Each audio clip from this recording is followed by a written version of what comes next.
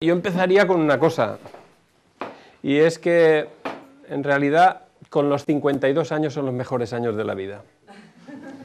Porque cuando empiezas sobre los 20 y algo, o incluso menos, empiezas a ni tan siquiera ser consciente de cómo se va a ir, de cómo va a ir yendo la vida y en qué direcciones va a ir yendo.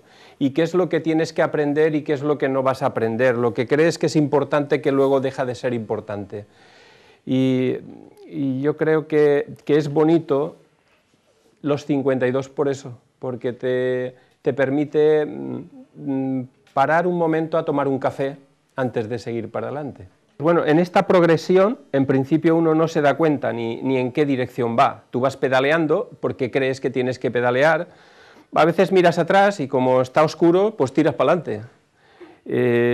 Y bueno, sigues así durante un tiempo hasta que luego te vas dando cuenta que de alguna forma parece que haya una relación entre tú y la bicicleta, tanto tiempo pedaleando, y que tenga algún sentido ir pedaleando con la bicicleta.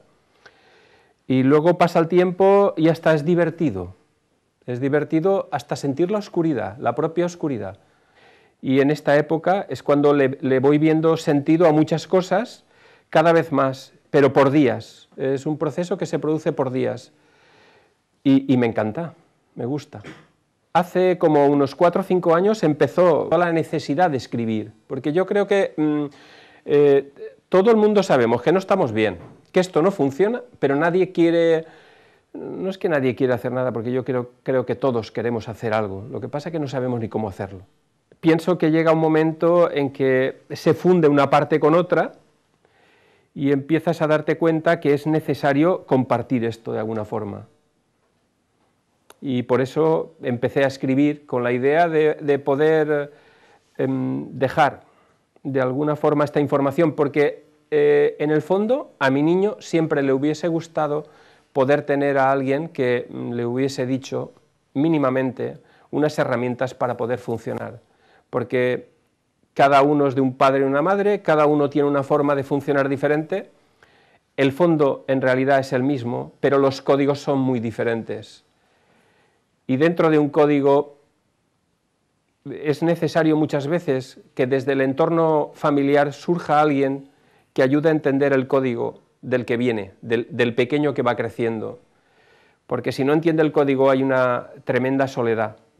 Lo peor que nos puede pasar es que de alguna forma las cosas se pierdan. Es como si una persona fuera dentista y va trabajando una técnica y se muere, y entonces viene, no sé, una empresa farmacéutica y retira todo lo que ha aprendido el otro porque ya no sirve, porque ahora los aparatos se cogen con un dedo, no con dos. Es que lo de los 2 dedos es un rollo, con uno mejor. Y así el dentista puede comer chicle a la vez que puede hablar con la enfermera. Y entonces se rompe toda esa cadena de información que en teoría debería de pasar, que aunque realmente se pueda modernizar algo, la esencia siempre será la misma, pase lo que pase. Y entonces esa base se debería de tener bastante protegida y de darle bastante respeto. A través del tiempo me doy cuenta que la información siempre es en base, siempre es el fondo, es el mismo, y que únicamente cambia los códigos de cómo se entienden las cosas, y a través de lo que uno ha vivido y cómo lo ha vivido. Y lo único que intento es plasmar unos puntos de referencia que veréis que ni son católicos, ni son protestantes, ni son de un equipo, ni son de nada, porque vale para todo el mundo, da igual quién sea. Me ha servido para rusos, me ha servido para cualquier tipo de gente.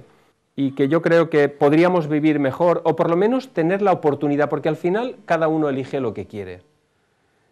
Hay que tener libertad para elegir cada uno lo que quiera, pero hay una base, y una base que es muy importante. Y esa base es lo que yo intento plasmar. Yo creo que es leerlo varias veces, porque creo que es importante, porque como yo busco siempre el fondo y no la forma, pues al trabajar desde el fondo hay que dejar un espacio. Es como una campana, tiene que reverberar su tiempo y su espacio. Que és impressionant és la claredat expositiva, la facilitat de lectura,